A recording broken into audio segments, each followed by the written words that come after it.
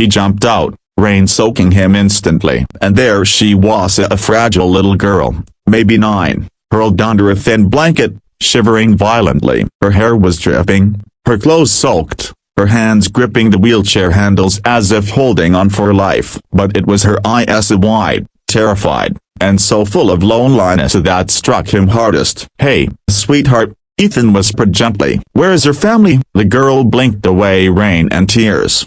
"Alia Broken Bar, they said they'd come back, but they never do." Ethan felt something in his chest break. He'd known abandonment. He'd been left by his own parents, raised bouncing between homes. He knew the weather of loneliness better than any storm. "Noah!"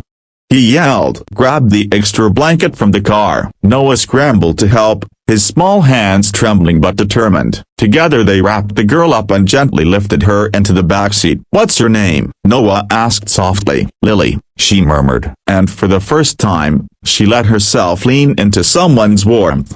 A mystery with no answers. At the hospital, Ethan expected Samia to show up, frantically searching for her, a parent, a social worker, a neighbor, but no one came. Hours passed. Doctors treated her for hypothermia and exhaustion. A nurse told Ethan quietly, "She hasn't eaten properly in days." Whoever she was with a broken bar, they didn't care for her. The thought tore him apart. Lily refused to let go of Ethan's sleeve, her tiny fingers gripping like he was her last hope. "Can you a broken bar stay?" she whispered. He stayed, all night. The twist that changed everything. The next morning, a young doctor approached Ethan with a strange look on her face. "There's something you need to know," she said. "Lily wasn't abandoned randomly. She was left there because someone thought you would find her." Ethan froze. "What? Why me?" The doctor handed him a worn envelope. "Front, to the man who helped me years ago." Inside was a letter. As Ethan read it, the room tilted. The past he never expected to return. Years ago, before he became a father, before responsibility reshaped him, Ethan had helped a struggling young woman on the street. She was pregnant, escaping an abusive partner, terrified, and alone. Ethan had given her money, food, and the number of a shelter. She'd cried in his arms, promising she'd remember him forever. He had forgotten her face, but she hadn't forgotten his kindness. The letter trembled in his hands. "This is Lily. She's my daughter. I'm sick, a broken bar, too sick to care for her. I have no family, no one to trust. You once saved me when I had nothing. I prayed my child might find someone with a heart like yours. If you found her a broken bar, please don't let her suffer." Ethan felt the air leave his lungs. Lily watched him with those same scared eyes. "Do you a broken bar know her?" she asked. He knelt beside her. "I knew your mom," he said softly, "and I promised Ida without knowing Ida that I'd help you too." For a moment, she simply stared. Then she broke down, sobbing into his chest. A child who had lost everything, a broken bar, finally letting herself be held.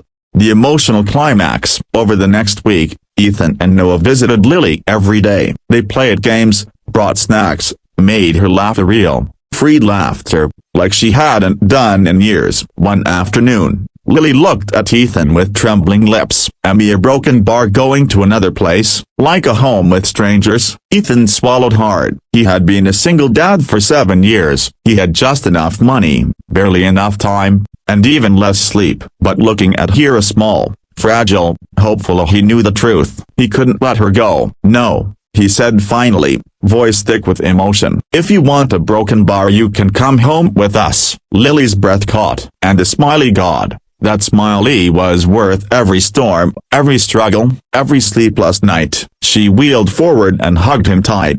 A new family. Weeks later, paperwork was filed, social services visited, the house was prepped, ramps installed, adjustments made, toys bought, space cleared. Noah proudly showed her the bedroom they would share until she was ready for her own. Lily rolled in, looked around, and whispered, "It's warm."